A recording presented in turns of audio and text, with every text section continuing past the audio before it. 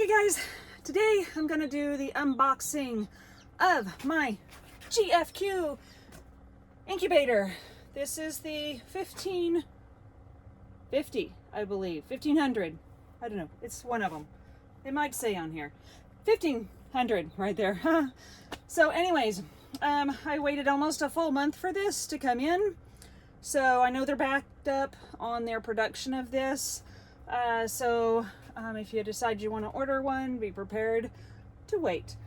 So the instructions on this say to open it, to flip it over upside down, to open it from the bottom, open the flaps, and then flip it back up, and then just to take the top off.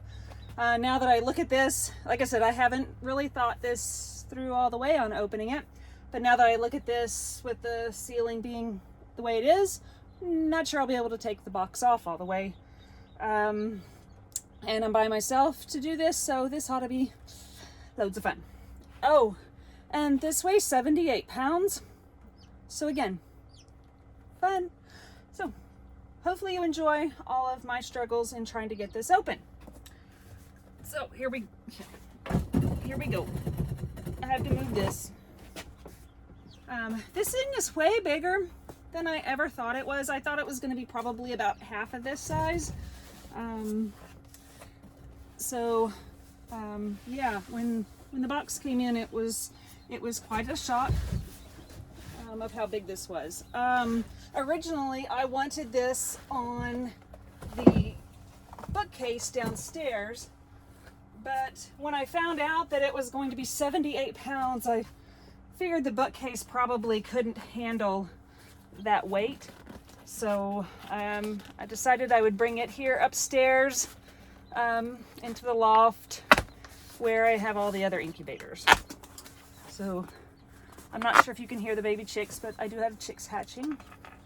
So one thing you want to do is make sure you don't just cut up the box, because they say that if you have to return it in the box. So you want to keep the box. So, and I'm a real big stickler for keeping boxes. So if anybody knows me, I can unpackage something and pack it back up like it was never opened. So, yeah. Oh, there is styrofoam in this. I was beginning to think there wasn't even styrofoam in it. So, I'm so scared this is going to fall off of here. And yes, I could have done all of this stuff beforehand, but I wanted y'all to experience this with me. The joys of struggle and I don't know. Knowing that this thing is really heavy. So, anyway. Make sure you have lots of room in your spot, I guess, where you're going to put this. Because I obviously am in a tighter spot than I would like to be. Hopefully I do not shove this off the edge of the table. So, I know, maybe I'd add some music to this or something. You know, some Jeopardy music.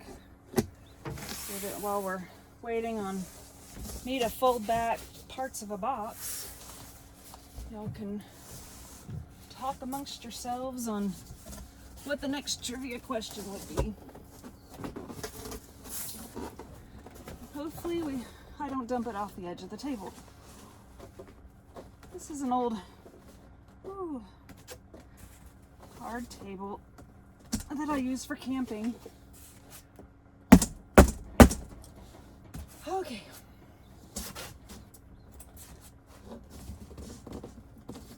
This is barely on the edge.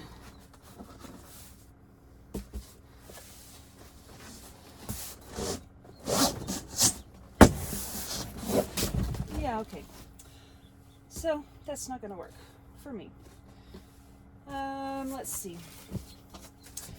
I know what we'll do. We'll bring it forward some. I know y'all are going to laugh at me. Y'all laugh away. Enjoy your day.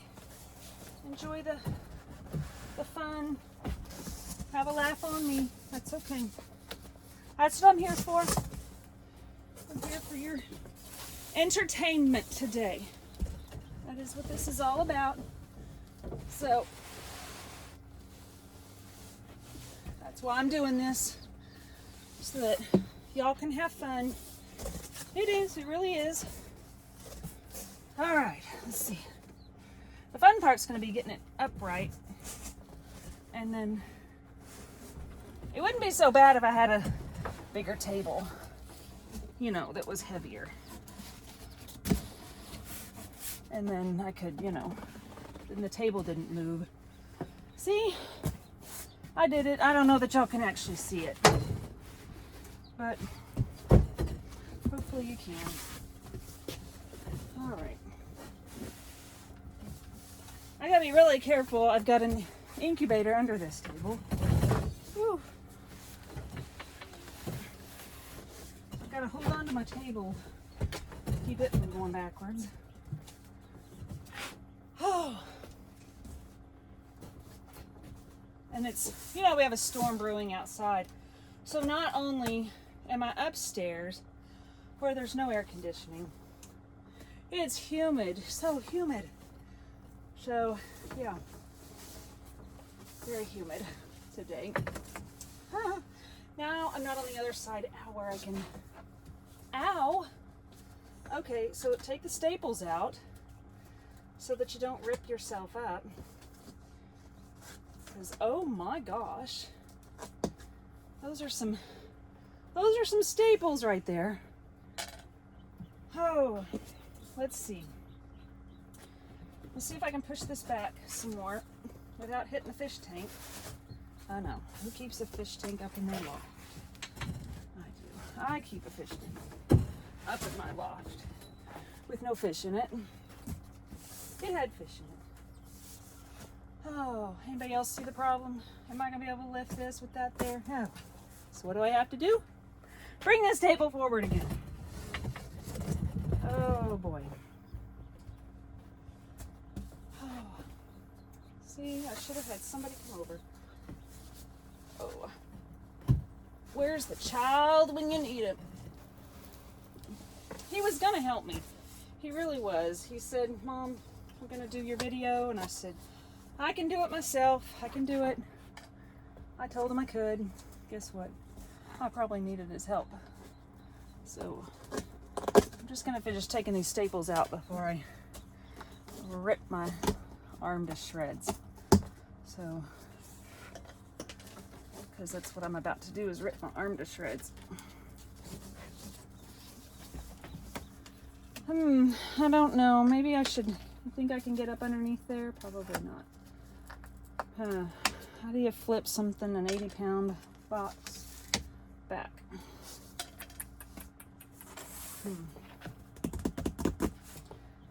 I know, we're going to sit here for half an hour trying to do this, aren't we? I know some of y'all probably have some brilliant ideas, and you're going, duh, Nikki, why don't you just do it this way? Because it's hot, it's humid, I'm tired, I didn't get to finish my coffee. That's why. And I'm having to lift left hand. All right. Here we go. Here we go. Here we go. Put your butt over there. Okie dokie. Whoa, look at that. Okay. Oh, goodness. Okay, well, this part came out. Okay. All right, I'm just going to see if I can lift this off of here. Okay. This ceiling's going to be in the way. See? Ceiling's in the way. So now I got to tilt it again.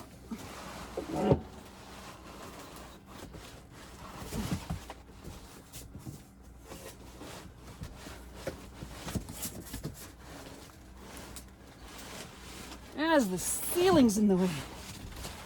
Whose idea was it to put these short ceilings in here? I don't know, it was mine. Woo! There we go. Now I have a big old box. Oh, put it off to the side. Now I have to keep that big old box forever and ever. No, I don't. All right. So all the pieces, parts are going, all of our packing is going in there. Okay.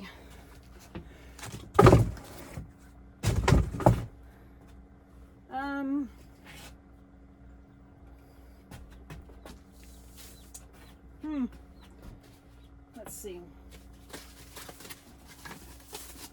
I'm trying to get all the packing put someplace out of the way.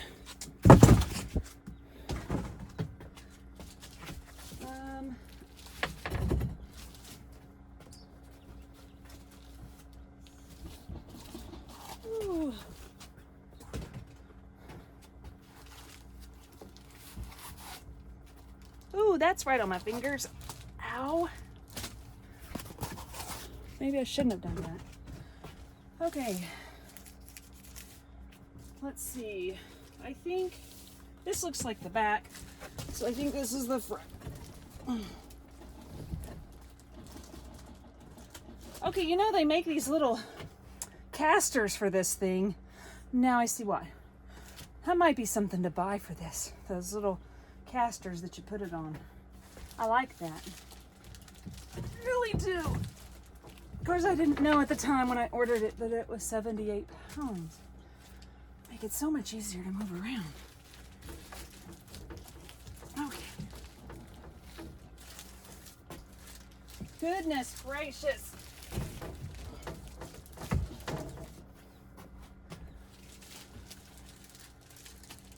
Oh, how cool is that?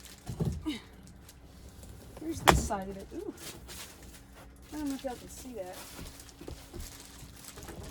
Goodness.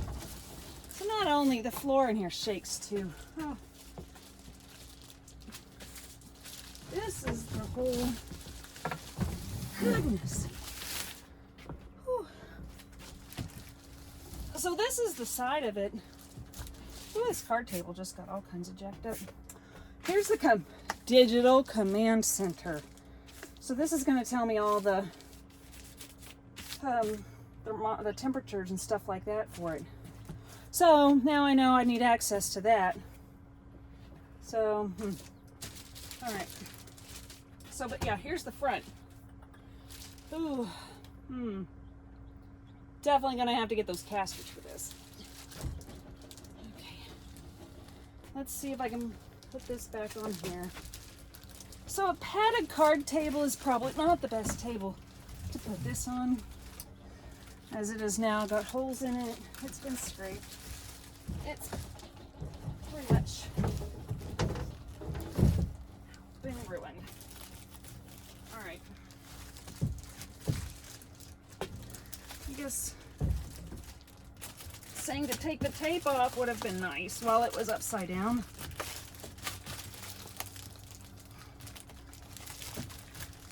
Jeez Louise. That's some heavy duty plastic too.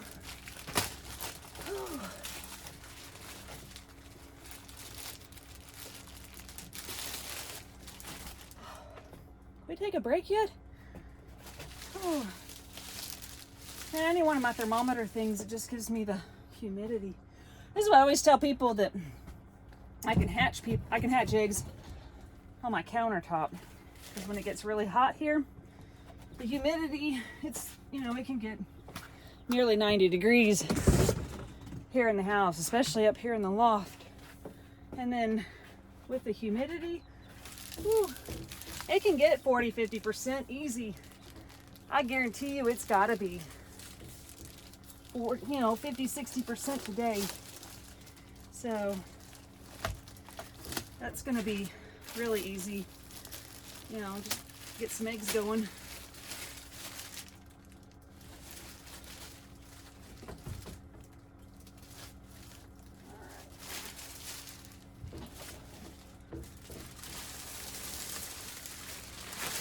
Ain't that music? Whoa. There we go. There she is. She's all pretty. Wonder if they make them in purple. Okay. Let's see. Let's see if we can get this table back.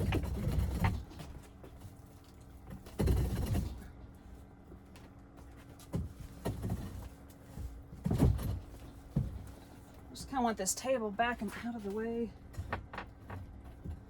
I plan on getting another one some point. It's going to kind of go a little bit further back. This rocking chair is going to be moved and things like that. Oh, that would be why I can't go further.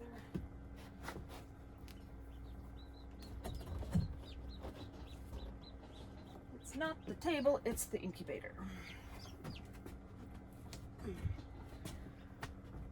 This thing is big, so much bigger than I thought it was gonna be.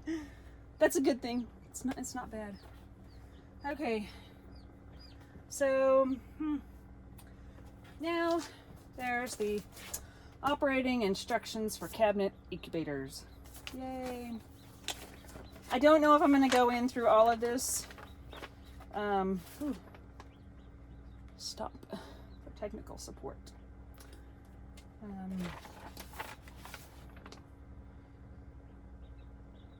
Use humidity pan without wicking pad during setting period. Insert 1 wick pad during hatch period. Okay, so this is an incubator only. This does not hatch chicks. I did not get the one that hatches. I'm going to use my nurture rights as the hatching. So when the eggs go on lockdown, they're going to go into my nurture rights. Eventually, I'm hoping to get the 1550, which will look just like this, but it has 5 shelves in it with like baskets. And that's where I put the eggs in there, and it'll be strictly used for hatching. That gives me one machine to clean, because I like to clean after every single hatch. So it's just, hatching is so messy that just, it makes it so much easier that way. Normally there's a Sportsman 1502, and that one has 3 shelves for hatching, and then it has a basket at the bottom for, it's 3 shelves for incubating and a basket at the bottom for hatching. The problem I have with that is that when chicks are hatching, there's a lot of dust and dander that's released from their feathers or from their down that gets into like your fan and stuff like that. And that stuff really needs to be cleaned out every so often. Well, to do that, you need to shut off your incubator. Well, I need my incubators going pretty much consistently. So that doesn't work for me. So I needed something that basically just doesn't get shut down. I'm constantly going to keep this going and constantly keep eggs in it. So that's why I just needed an incubator and nothing that's going to hatch. And this also, it'll stay clean. The only dirt or dust would be from external sources. So any dust that might be in the air, that's what would come in here. It's not going to be from any internal sources, so it's not going to get all that dusty.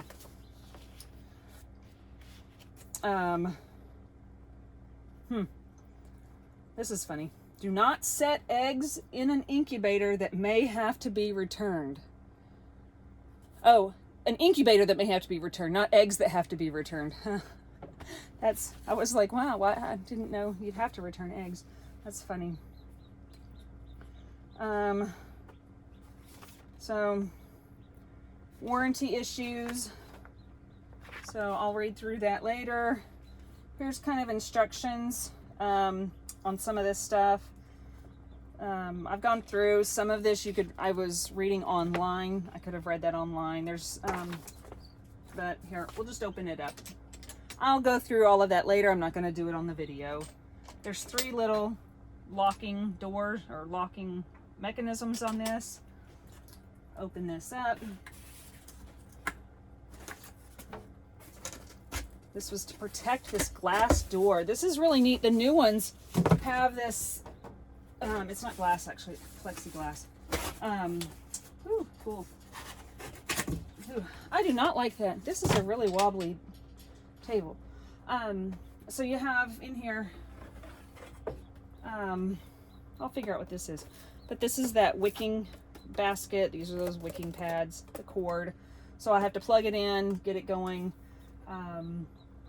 I don't know if you can see in here the fans and stuff, the heating stuff, all of that's in there.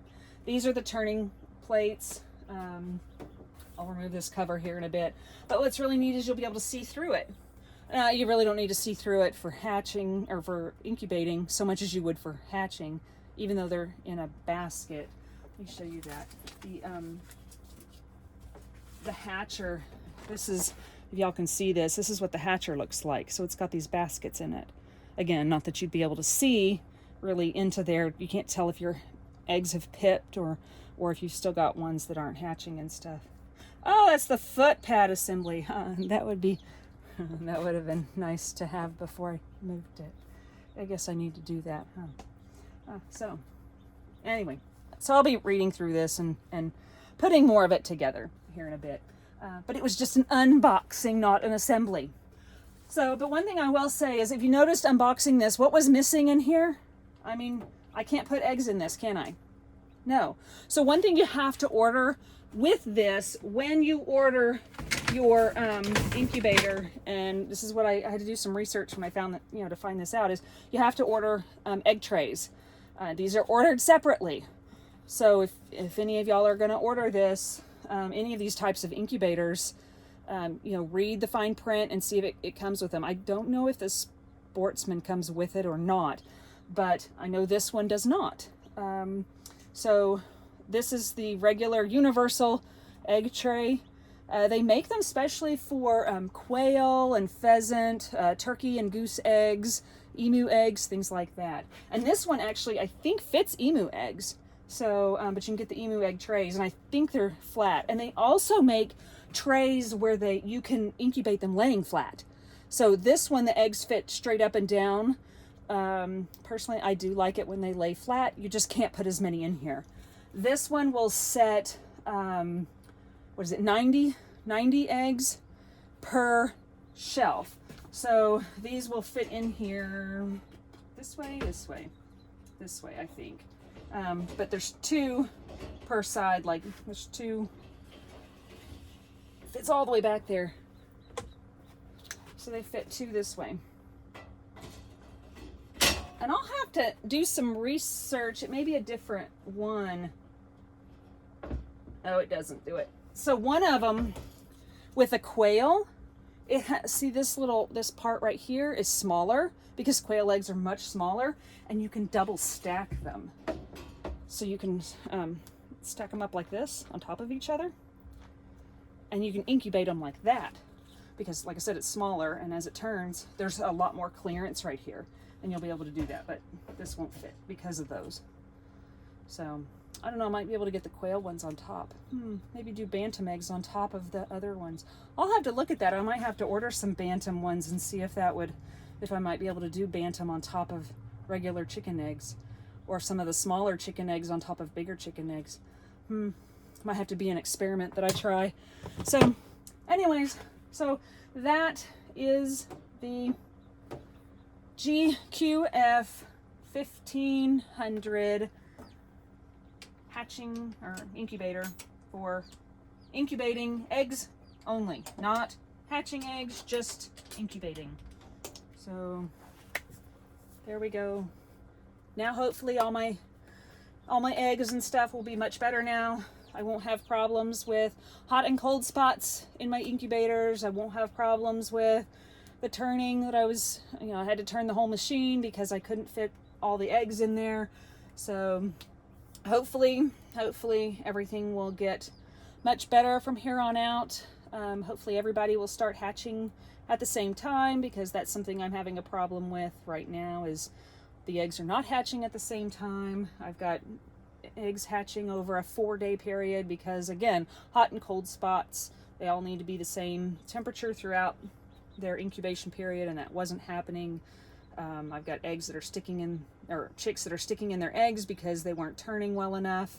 So yeah, I'm hoping that this solves the problem. And the problem was never the nurture rights. The nurture rights, if you ever just need to do a small batch, I highly recommend that is the #1 incubator to go with. As far as I'm concerned, there are some, Cabonics makes a really good one. It's a little bit smaller size. I think it only does 12 eggs, whereas the nurture right does 22. I haven't done Brisnia. Brisnia is kind of a little more expensive for me. But I love it when the eggs are on the side. I like it when the eggs go in a circle. If they could make one like this that was like a huge tier that went in a circle, oh my gosh, I would be all over it. So, but this is, a lot of people have this one. A lot of people recommend this. So this is the one that I went with. So I'm giving this a try. So I'm gonna see how this works. A lot of people say you can make your own, but I needed to see how one works first.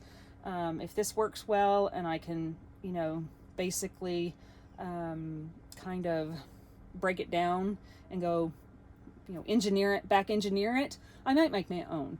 I'm usually pretty good about doing stuff like that. So, you know, maybe here in the future I'll have a bunch of my own that I've been able to make. I obviously can't make the computer part. That's the easy, you know, that's what I like about these, is the computer part where you can just set and go. So anyway, I'm gonna get this thing plugged in, get it warmed up, hopefully.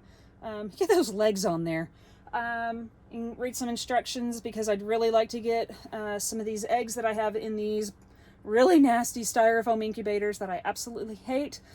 Get them in here, get them going, and hopefully get these next 3 weeks, or 3 weeks worth of eggs, hopefully get them at least going into something decent.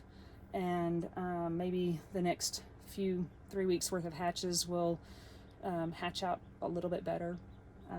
So hopefully, like I said, hopefully over the next month or so that this will all get to be a little more even keeled, and better hatch rates, and better bird. No, I don't know. I think the birds have been okay, but I haven't liked the hatches. So it wasn't the way it was when it was only the nurture rights.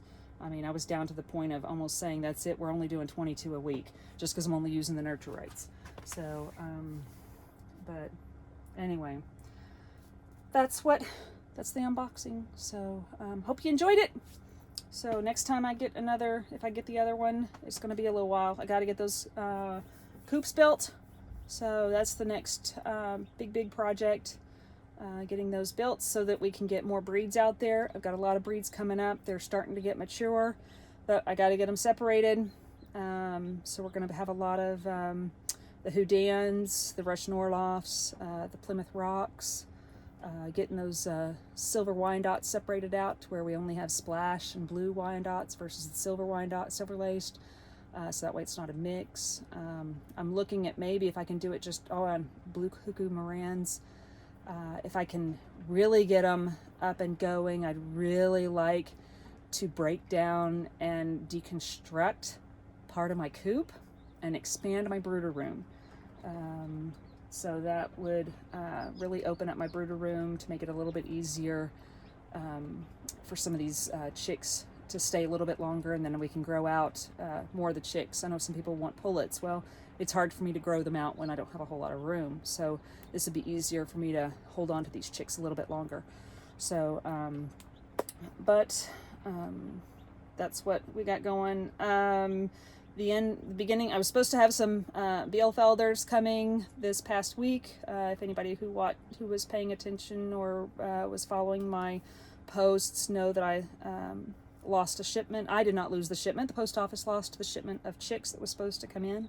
A shipment that I had ordered back in October, had looked very forward to. It was the one shipment that I wanted this year most. It was a shipment of Bielefelders, and the post office lost them. They arrived 5 days after shipping, and of course they were not alive. This is a breed that is sold out almost immediately as soon as they're posted by the hatchery, and of course they've been sold out all year.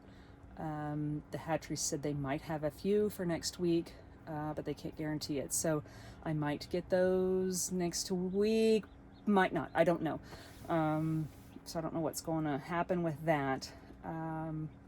But beginning of May, I do have Niederheiners coming and Lakenvelders. No, these will not be for sale. These are my birds that I ordered, again, from a different hatchery back in October last year, that I am going to raise up for breeding. So you know, maybe the fall or just spring next year. I don't know if they'll even be laying come fall. Those will be added to our list of birds available that will be chicks. So we're trying to expand into some of the more, not exotic, but some of the rare breeds. I'm trying to get the crevecoeur up and going. I have a friend who breeds show crevecoeur, so I've got a good line of those that are starting. Of course, there's the Tollbund Polish. I don't know if the Spitzhubens are going to make it. I have one that's not, she's not doing so well. But when you only have two, it's hard. So, but, you know, I'm trying to do a little bit of this and that, get some of these different breeds going. I'm trying to do breeds that you're not going to find at your local store. So, these are the breeds that are not as common. So, and that's what I had someone ask me, your breeds aren't the normal breeds. That's right, they're not. I'm trying not to breed things that aren't normal. And I'm trying to work not work with the livestock conservancy, because, you know, I will join with them once I have enough. I mean, when you're breeding two, that's not really, you know, you're not part of the big breeding program. You've got to have like, you know, 50 to be able to be considered, you know, a contributing breeder. But once I can get some good flocks going with them, you know, I would like to be part of that conservancy program. So I'm trying to get some of these breeds that are endangered and be part of that program in getting those these endangered breeds back up and going and back into the swing of, you know, of being, you know, the numbers up, get their numbers up. So which Wyandottes, believe it or not, used to be on the list back in when I first started breeding birds. In fact, that's why I have so many Wyandottes, and I'm big on Wyandottes, absolutely love them. They were endangered. They were, what was it, threatened? I think they were on the threatened list, and they are now completely off the list. So, and that's awesome. Brahmas were on the, I think they're still on the list, but they are, I think, watch right now. They're not threatened. Actually, I have the list. Let's see what are Brahmas. Brahmas are on recover. So that's where they are. Houdans, which I have, are on critical. Iowas are on study. Partridge rocks, or Plymouth rocks, are, and there's tons of colors of Plymouth rocks, are, they're on recover. Russian Orloffs are threatened. The Sultan, which I'm now down to one, is on critical. White-faced Black Spanish, which I only have one hen right now, or one pullet, and two cockerels. They're critical. The crevecoeur are threatened. Yokohama, which I have not announced it with photos, so those of you that watch this get to hear this. I do have two white Yokohamas, so I'm gonna wait until they're past probably at least the 1 month to 2 months. They're actually about a month old, so I'm gonna wait till they're maybe much older. It seems like when I post photos of birds, I call it the Facebook curse, because when I post photos of birds, something always happens to them.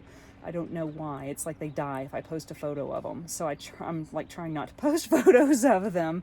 So anyways, the Yokohama are critical. Lakenvelder are threatened. The Spitzhuben are threatened, and the Bielfelder are on study, though not that I have Bielfelder now. So anyways, and I'm still looking for to add Vorwerk to the list. Those are really hard to find here in the U.S. There's a few breeders. A lot of them are up in the north and eastern states. So that may be a road trip to make just to get some eggs. I refuse to pay $30 for a chick, though. That is, I won't do it. So, but anyways, I'll let y'all go for the day. I've talked enough. So hope you enjoyed this. If you want to see, I don't know, I say if you want to see another unboxing, I'm not unboxing anything. I don't expect anything else, unless you want to watch me, you know, cut the straps on a pallet of, you know, 2x4s. That's it. That would be my next unboxing. So, I would do videos of construction, but you know, that's kind of boring, and I don't know how to do fast, to make it all fast. And it's, you know, really, I don't know. I don't think it would be that fun to watch. So I don't know, maybe some people would enjoy it, but I can't make it go like they do on some of these videos. I'm not that savvy with that, and my camera can't go that long trying to record. So, because it's my camera or my phone. So it's not like I have some special camera like some people do. And the hours it would take to put all of that recording together would be really, really long. And I just don't have that type of time in my day. The only reason I'm able to do this right now is because it's raining outside and I can't do anything else outside. Otherwise I would be outside, because now the sun's shining, but it's pouring rain. So as my ex-husband would say, the devil's beating his wife. I don't know if anybody else has heard that term, but that's what he says, you know, when the sun's shining and it's raining. So, you know, those old Southern terms. I don't know what we all might call that. There's so many different, you know, terms like that. But anyways, so that's it. That's all I have for today. Hope y'all enjoy the rest of your day. I don't know, maybe I'll go make some egg noodles since I have so many eggs right now. So enjoy. Maybe I'll have to do a video on that sometime, yeah? Which y'all might like that one. Egg noodles, how to make egg noodles. It's just eggs and flour. It's really simple too. So anyway, see you next time.